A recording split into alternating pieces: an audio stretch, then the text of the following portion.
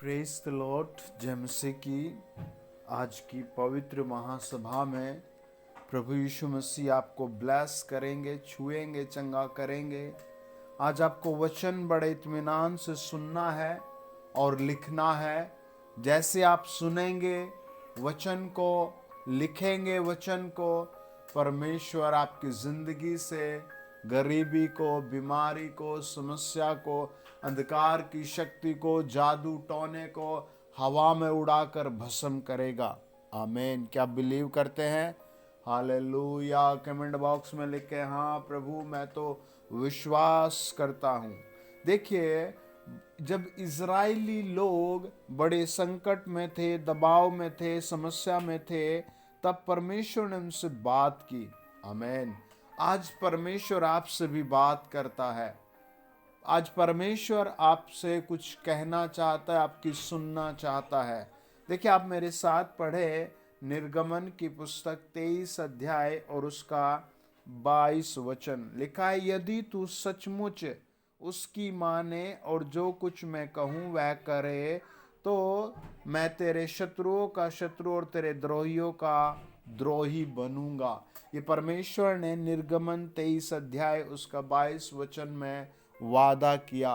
किन से? इज़राइली लोगों से। और कहा, 27 वचन कहता है, जितने लोगों के बीच तू जाएगा उन सभी के मन में मैं अपना भय पहले से ऐसा समवा दूंगा कि उनको व्याकुल कर दूंगा।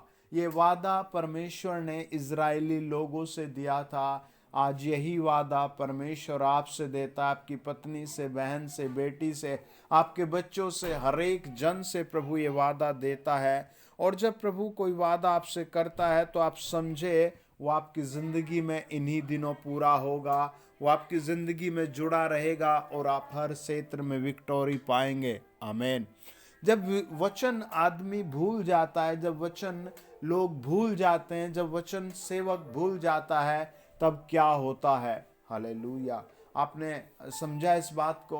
हालेलुया। जब आदमी वचन को भूल जाता है, सामने रखी बड़ी विक्टोरी को, बड़ी विजय को, बड़ी चंगाई को, बड़ी शांति को भी नहीं पा पाता।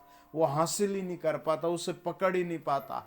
क्यों? क्योंकि उसके दिल में, उसके मन में वो विक्टोरी जो परमेश्वर से देना चाहता था, वो डर के कारण ढीली पड़ गई। हालेलुया। आप समझे कैसे? मेरे साथ पढ़े गिनती की पुस्तक 13 अध्याय। गिनती की पुस्तक 13 अध्याय। गिनती की पुस्तक 13 अध्याय। देखिए ये लोग क्या कहते हैं। हालेलुया। उन्होंने कहा, गिनती की पुस्तक 13 अध्याय 25 से लेकर के आप पढ़े मेरे साथ 29 यानी 29 तक। 40 दिन के बाद वे उस देश का भेद लेकर लौट आए और हारान जंगल के कादेश नामक स्थान में मूसा और हारून और इज़राइलियों की सारी मंडली के पास पहुंचे और उनको और सारी मंडली को संदेश दिया और उस देश के फल उनको दिए। उन्होंने मूसा से यह कहकर वर्णन किया, जिस देश में तूने हमको भेजा था उसमें हम गए, उसमें सचमुच दूध और मधु की धाराएं बहती हैं और उसकी उपज में से यही है, परंतु उस देश के निवासी बलवान हैं और उसके नगर गढ़ वाले हैं और बहुत बड़े हैं। और फिर हमने वहाँ अनाक वंशियों को भी देखा। दक्षिणी देश में अमालेकी बसे हुए हैं और पहाड़ी देश में हित्ती, यबूसी और अमोरी रहते हैं और समुद्र के किनारे किनारे और यरदन नदी के तट पर कनानी बसे हुए हैं।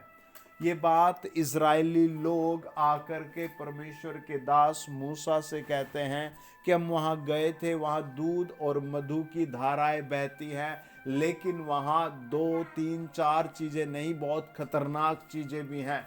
वो परमेश्वर को भूल गए, परमेश्वर के वादे को भूल गए, परमेश्वर की योजना को भूल गए और वो क्या देखते हैं? डर को देखते हैं और डर से डर जाते हैं। हालेलुया।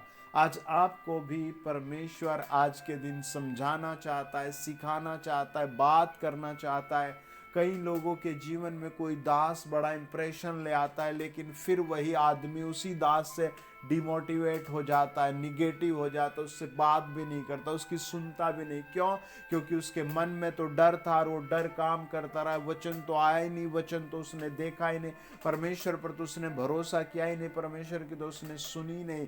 ये लोग क्या कहते हैं? कहते हैं मूसा उस देश में दूध और मधु की धाराएं बहती है। लेकिन देखिए कहानी यह है, वहां पर अनाक वंशी भी रहते हैं, और उसने कहा वहां पर अमालेकी बसे हुए पहाड़, और हित्ती बसे हुए, यबूसी बसे हुए, एमोरी बसे हुए, ये सब उसने आकर बताया। परमेश्वर से ये नहीं कहा प्रभु हम पर दया कर, हमें विजय कर। नहीं, वो तो बस अब वो डर गए। हालेलुया। परमेश्वर ने उनसे क्या कहा था, वो वचन को भूल गए। परमेश्वर ने जब वो निर्गमन 15 अध्याय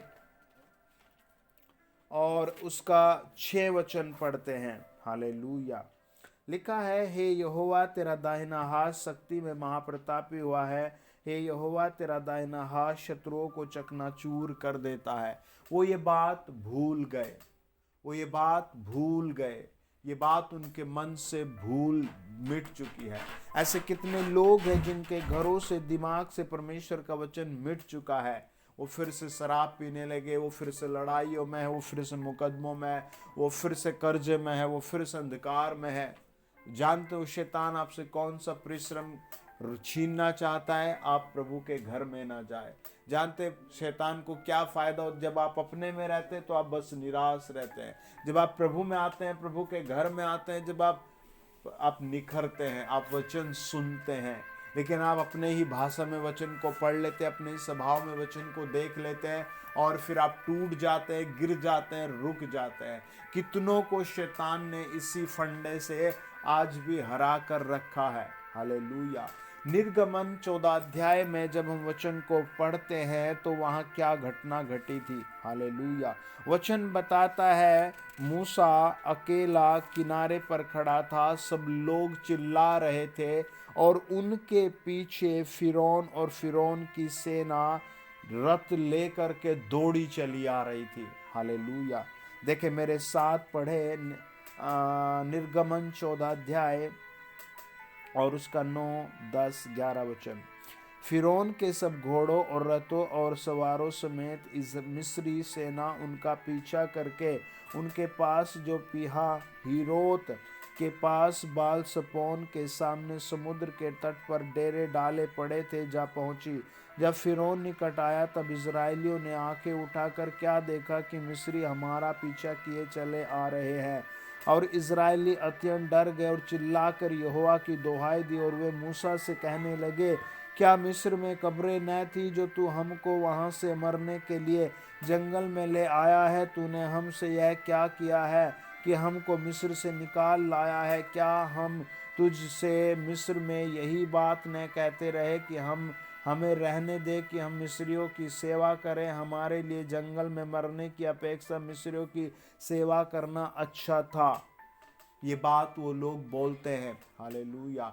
कितने ये कैसी बातें हैं? ये निगेटिव बातें, ये डूबने वाली बातें हैं।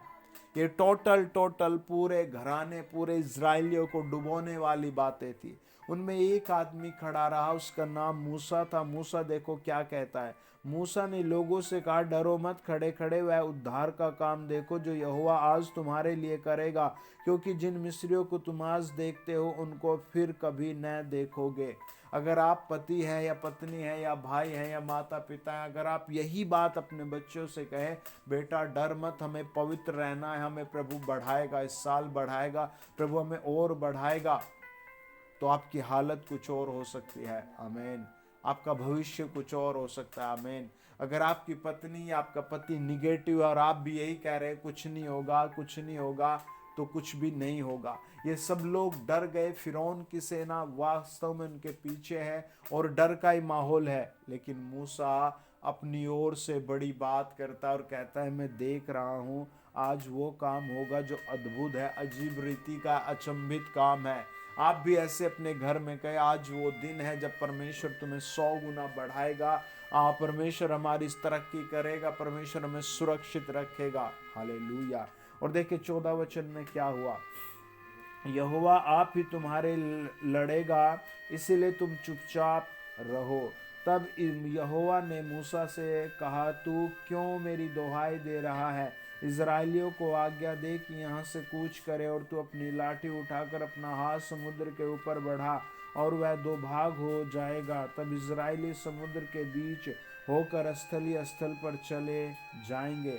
और सुन, मैं आप मिस्रियों के मन को कठोर करता हूँ और वे वहाँ भी उनका पीछा करेंगे। तब फिरौन और उसकी सारी सेना और रथों और सवारों के विनाश द्वारा मेरी महिमा होगी। आमीन, हालेलुया। और जब फिरौन और उसके रथों और सवारों पर विजय द्वारा मेरी महिमा होगी, तब मिस्री जान लेंगे कि मैं यहोवा हूँ। हालेलुया। परमेश्वर आज भी यही कहता है कि मैं यहोवा परमेश्वर हूँ। परमेश्वर आज भी यही कहता है, मैं जीवित परमेश्वर हूँ। परमेश्वर आज भी आपसे यही कहता है, मैं तेरी मदद करूँगा। हो सकता है आप बूढ़े हो गए हैं, या हो सकता है आप एक नवजात शिशु हैं, हो सकता है आपने डिग्री हासिल कर ली, हो सकता है आपको डिग्री नहीं मिली, हो सकता है आप एक नौकरी पा चुके हैं, हो सकता है आप अभी भी बेरोजगार हैं, लेकिन परमेश्वर आपसे उसी सामर्थ्य के साथ बात करना चाहता है। आमीन। वचन बताता है, जब नेहेमिया को, हालेलुया, कौन परेशान कर रहा था? संबलत नाम का एक आदमी उसके काम को, नेहेमिया के काम को, नेहेमिया की हर बात को टोक रहा था। तब नेहेमिया के लिए परमेश्वर ने क्या किया? हालेलुया। वचन बताता है, जब हमारे शत्रुओं ने सुना कि यह बात हमको मालूम हो गई है और परमेश्वर ने उनकी युक्ति निष्फल की है, तब हम सब के सब शहरपनाह के पास अपने अपने काम पर लौट गए और परमेश्वर ने उसकी सारी युक्तियों को निष्फल किया। बस आप परमेश्वर के पास लौट कर आ जाए। हालेलुया। बस आप परमेश्वर के भवन में लौट कर आ जाएं। हालेलुया। बस आप परमेश्वर के कामों में लौट कर आ जाएं। हालेलुया। आपको परमेश्वर सफल बनाएगा। आपके शत्रुओं को, आपके सारे सताने वालों को, आप पर मुकदमा करने वालों को प्रभु आज ही निष्फल करेगा। आमीन। आइए प्रार्थना करें। होली गोस्ट, धन्यवाद तेरा। पवित्र आत्मा जी, धन्यवाद तेरा। सेनाओं के यहोवा, धन्यवाद तेरा। जो लोग मुझे सुन रहे, प्रभु ने चंगा करो, अजीब रीति की सामर्थ देकर विजय करो, एक अद्भुत पावर भेज कर विजय करो। तेरे हाथों में सौंपते हैं। अंधे देखने लगे, बहरे सुनने लगे, लंगड़े चलने लगे, बांझ बच्चे जनने लगे। जो आदमी जिस टेंशन में, उससे वो आजाद किया जाए प्रभु यीशु मसीह के नाम में। आमीन, आमीन। God bless you.